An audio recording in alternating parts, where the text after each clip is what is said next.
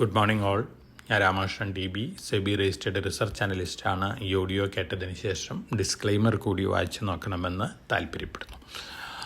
Global മാർക്കറ്റുകൾ ഹോളിഡേക്ക് ശേഷം reopen ചെയ്തിരിക്കുകയാണ്. ഏഷ്യൻ മാർക്കറ്റിൽ ജാപ്പനീസ് മാർക്കറ്റുകൾ 14-ാം തീയതി വരെ ഹോളിഡേ ആണ്. ഇനി 14-ാം തീയതി മാത്രമേ റീഓപ്പൺ ചെയ്യുള്ളൂ. ചൈനീസ് മാർക്കറ്റുകളും മറ്റു മാർക്കറ്റുകളെല്ലാം തന്നെ സ്ലൈറ്റ്ലി വീക്കായിട്ടാണ് ഇന്ന് മോർണിംഗിൽ ട്രേഡ് ചെയ്യുന്നത്. ഇന്നലെ അമേരിക്കൻ മാർക്കറ്റുകൾക്ക്, യൂറോപ്യൻ മാർക്കറ്റുകൾക്ക്, അതുപോലെ തന്നെ മെജോറിറ്റി ഏഷ്യൻ മാർക്കറ്റുകൾക്കും ഇന്നലെ ഹോളിഡേ ആയിരുന്നു. ഇന്ത്യൻ മാർക്കറ്റ് മാത്രമാണ് ഇന്നലെ ഓപ്പൺ ആയിട്ടുണ്ടായിരുന്ന മേജർ മാർക്കറ്റ്. ഇന്ത്യൻ മാർക്കറ്റുകൾ ഒരു ബുള്ളിഷ് ട്രെൻഡിലാണ് ഇന്നലെ ക്ലോസ് ചെയ്തിട്ടുള്ളത്. അതോടൊപ്പം തന്നെ കമോഡിറ്റികളും ഹോളിഡേക്ക് ശേഷം റീഓപ്പൺ ചെയ്തിട്ടുണ്ട്. എല്ലാ കമോഡിറ്റികളും ഇന്ന് മോർണിംഗിൽ ബെറ്റർ ആയിട്ടാണ് ട്രേഡ് ചെയ്യുന്നത്. ബ്രന്റ് ക്രൂഡ് ഓയിലാണ് $75.01 പെർ ബാരലിന് ബെറ്റർ ആയിട്ട് ട്രേഡ് ചെയ്യുന്നൊരു കമോഡിറ്റി. അതുപോലെ തന്നെ ഗോൾഡ് $2,646 പെർ ഔൺസ് ആണ് ഫെബ്രുവരി ഫ്യൂച്ചേഴ്സ്.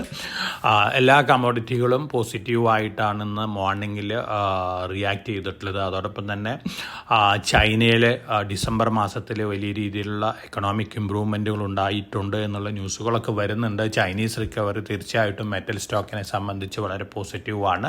അപ്പോൾ ഈ മെറ്റൽ സ്റ്റോക്കുകൾ ഒരുപക്ഷെ ചൈനീസ് ന്യൂസ് ഫ്ലോയ്ക്ക് അനുസരിച്ച് മുന്നേറാനുള്ള ചാൻസസ് ഉണ്ട്. അതിൻ്റെ ഒരു ഇമ്പാക്റ്റ് ഇന്ത്യൻ മാർക്കറ്റിൽ എക്സ്പെക്റ്റ് ചെയ്യാം. നമ്മളെ സംബന്ധിച്ച് നോക്കുകയാണെങ്കിൽ ഇന്നലെ ഒരു ബുള്ളിഷ് നോട്ടിലാണ് ഓപ്പൺ ചെയ്തിട്ടുള്ളത്. ഇന്ന് വൊളാറ്റിലിറ്റി വീണ്ടും നമുക്ക് എക്സ്പെക്റ്റ് ചെയ്യാം. ഗ്ലോബൽ ഫാക്ടേഴ്സിൻ്റെ ഒരു ഇമ്പാക്റ്റ് ആണ്. അതോടൊപ്പം തന്നെ Q3 റിസൾട്ടുകൾ, അതുപോലെ തന്നെ Q3 അപ്ഡേറ്റുകൾ, ഓട്ടോ സെയിൽസ് ഫിഗേഴ്സ്, ഇതിൻ്റെയൊക്കെ ഇമ്പാക്റ്റുകൾ അത് ഡാറ്റ അനൗൺസ്മെൻറ്റ് വരുമ്പോൾ ഉണ്ടാവാനുള്ള ചാൻസസ് ഉണ്ട്. മേജറായിട്ടുള്ള മറ്റ് ന്യൂസ് ഫ്ലോസ് നോക്കുകയാണെങ്കിൽ റിലയൻസ് ജിയോ 35,000-40,000 കോടി രൂപയുടെ IPO പ്ലാൻ ചെയ്യുന്നുണ്ട് എന്ന് പറയുന്നു. അങ്ങനെ വരികയാണെങ്കിൽ റിലയൻസിനെ സംബന്ധിച്ച് സ്ലൈറ്റ്ലി പോസിറ്റീവാണ്. ഒപ്പം പൊതുവെ മാർക്കറ്റിൽ ബാങ്കിങ്, ഫാർമ, IT, ഡിഫൻസ്, അതുപോലെ തന്നെ data centre related, power, renewable energy related സ്റ്റോക്കുകളിലാണ് ഒരു അറ്റൻഷൻ വന്നുകൊണ്ടിരിക്കുന്നത്. അപ്പോൾ സെലക്റ്റീവ് ആയിട്ടുള്ള അപ്പ് മൂവ്സ് ഒക്കെ നമുക്ക് ഇന്നും എക്സ്പെക്റ്റ് ചെയ്യാം. ഒപ്പം BSE പറഞ്ഞിരിക്കുന്നത് F&O കൺട്രോൾ കൊണ്ടുവന്നതിന് ശേഷം BSEനെ സംബന്ധിച്ച് കാര്യമായിട്ടുള്ള റവന്യൂ ലോസസ് ഒന്നും ഇല്ല എന്നുള്ള റിപ്പോർട്ടാണ്. തീർച്ചയായിട്ടും അത് BSEനെ സംബന്ധിച്ച് പോസിറ്റീവാണ്. പവർ മെക്ക് 294 കോടി രൂപ വരെ ഓർഡർ ബാഗ് ചെയ്തിട്ടുണ്ട്. അഡാനി പവറിൽ നിന്നാണ്. റെയിൽ ടെൽ 78.43 കോടി രൂപ വരെ ഓർഡർ ബാഗ് ചെയ്തിട്ടുണ്ട്. ഭാരത് കോക്കിംഗ് കോൾ ലിമിറ്റഡിൽ നിന്നാണ്.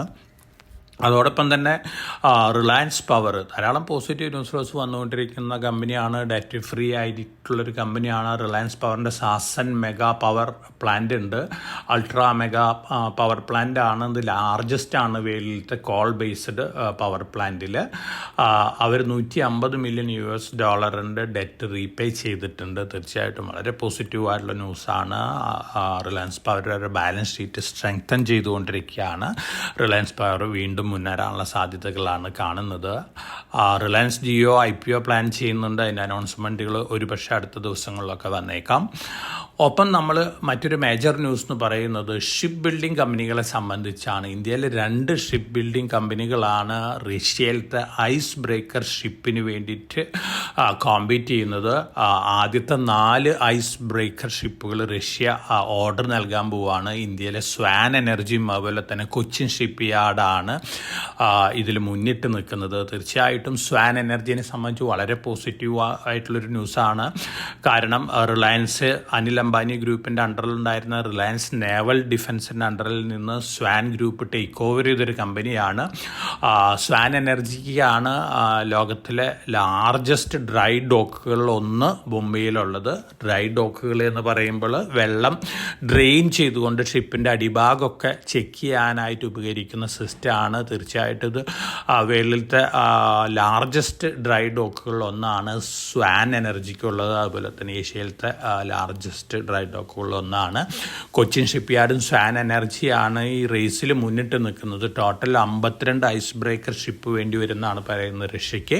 തീർച്ചയായിട്ടും ഈ ഓർഡർ ബാഗ് ചെയ്യുകയാണെങ്കിൽ കൊച്ചിൻ ഷിപ്പ് യാർഡിനും സ്വാൻ എനർജിക്കും വളരെ പോസിറ്റീവായിട്ടൊരു ഇമ്പാക്റ്റാണ് അത് നൽകാൻ പോകുന്നത്.